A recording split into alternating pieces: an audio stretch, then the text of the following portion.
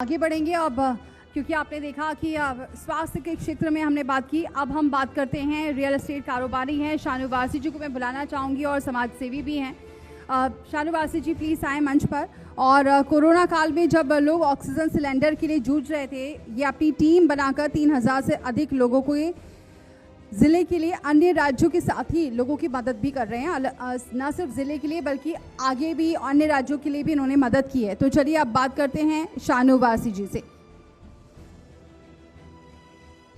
उत्तर प्रदेश की बात संभल से चल रही है और संभल से हम हर वर्ग के लोगों से बात कर रहे हैं। ज़्यादातर लोग चंदौसी के रहने वाले हैं।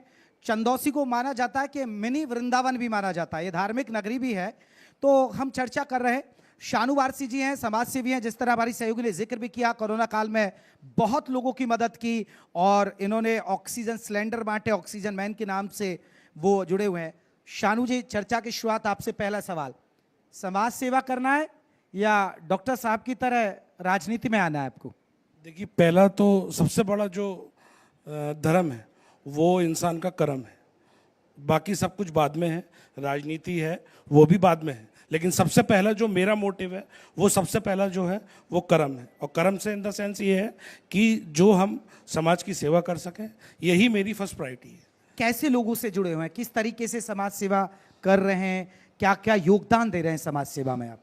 देखिए, योगदान ये जुड़ने की बात ऐसी है कि जब वो सेकेंड वेव आई थी, और मैं एक छोटी सी बात आपसे कहना चाहूँगा, और हो सकता है मेरी बात से कुछ लोग इत्तेफाक ना रखते हों या वो मेरी बात से सहमत ना हो। जिस तरीके से आपने मंच पे अभी राजनीतिक बहुत सारी चर्चाएं हुई, लोगों ने बहुत सारा कुछ कहा राजनीति के बारे में, मैं बस इतना ही कहना चाहूँगा कि जब कोरोना की सेकंड वेव थी और वो पूरी तरीके से वो अपनी चपेट में उसने ले लिया था, तब कोई राजनीतिक व्यक्ति, कोई पार्टी का कोई व्यक्ति किसी रोड पर कहीं पर कोई दिख नहीं रहा था, कोई कहीं किसी की मदद करने के लिए तैयार नहीं था, चाहे वो किसी भी पार्टी का हो। मैं समाजवादी पार्टी से चुनाव लड़ा हूं, मैं उसकी बात नहीं कर रहा हूं, मैं ये बात कर रहा हूं कि कोई किसी का कोई योगदान उसमें, किसी का भी कोई बहुत ज़्यादा योगदान किसी का नहीं रहा। और धर्म की जो भी बात है, सबसे पहले कर्म इंसान का होना चाहिए, कर्म से बड़ा कोई धर्म नहीं होता। यही बस मैं आपसे कहना चाहूँगा।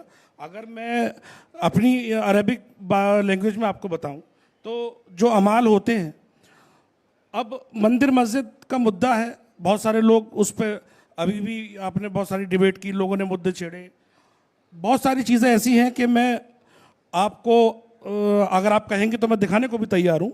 बहुत सारी मस्जिदें ऐसी हैं जहाँ लोग नमाज़ पढ़ने नहीं जाते, वीरान पड़ी हैं, उसकी देखभाल नहीं करते। बहुत सारे मंदिर ऐसे हैं जहाँ लोग उसकी कोई केयर टेकर नहीं करते। लेकिन ये सब राजनीतिक स्टंट है, जो भी कुछ है।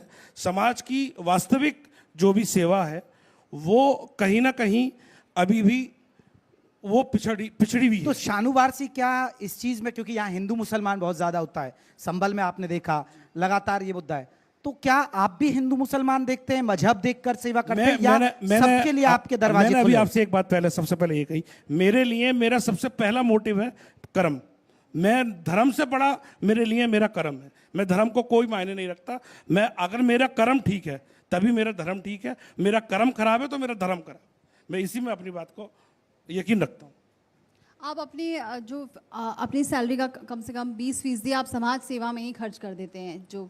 अब कैसे आपने ये सब विचारा था और किस तरह से आप पूरी समाज सेवा करते हैं? क्योंकि कोरोना का तो पता है, क्योंकि आपको ऑक्सीजन मैन के नाम से जाना जाता है, लेकिन अभी आप किस तरह से लोगों की मदद करते हैं? देखिए, लोगों की मदद ऐसे जो भी करने की है वो इस तरीके से की जा रही है कि अभी हमारे यहाँ ये चांद सी नगरी चंदौसी है, इसको मिनी वृंदावन भी बोलते हैं हम लोग। यहाँ एक गणेश चौथ का एक बहुत बड़ा मेला लगता है। तो वो मेला जाहिर सी बात है मनोरंजन के लिए लगता है, तो उस मनोरंजन का, हम लोगों के मनोरंजन की व्यवस्था करते हुए एक सिपाही ने अपनी जान गंवा दी, जिसमें आपने 2 लाख रुपए दिए। एक सिपाही ने उस हमारे मनोरंजन की व्यवस्था करते समय वो नाले में डूब गया। वो केवल अपनी ड्यूटी के लिए आया था, अपने परिवार को छोड़ के, और वो डूब गया। किसी भी संस्था, मैं किसी के बात नहीं कहता, किसी ने उसकी मदद का कोई ऐलान नहीं किया। अब कहाँ होती है राजनीति? कहाँ है राजनीति? जब वो सिपाही मरा, उसके घर वालों से जाके पूछे कोई, क्या किसी ने कोई घोषणा की? किसी ने कोई घोषणा नहीं की। शानू वारसी का ड्रीम क्या है? शानू वारसी अब आगे क्या सोचते हैं? आगे तो बहुत सारी कठिनाइयां हैं, क्योंकि जैसे आपने सोचा, आपने ही कहा कि मोटिव क्या है, राजनीति है या सोशल वर्क है, तो लोग तरह तरह की परेशानियां भी आती हैं, कठिनाइयां भी आती हैं। तो मेरी तो यही है कि जब तक भगवान या अल्लाह मुझे सांस दे या मेरे अंदर सांस रहे, तो मैं जो है वो समाज की सेवा पूरे तन मन धन से करता रहूं।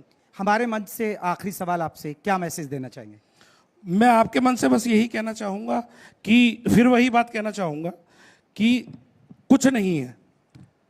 जब कोरोना काल में लोग अपने बड़ों की अंत्येष्टि या उनका जो भी आखिरी जो भी होता है, लोग उस तक से बच रहे थे, तो इसका मतलब यह है कि कहीं कुछ नहीं है। आदमी की सेवा, अगर आप समाज में सेवा की इच्छा अगर आपके दिल में है और अगर आप मानव सेवा कर सकते हैं, उससे बड़ा कोई धर्म मेरे लिए नहीं हो सकता।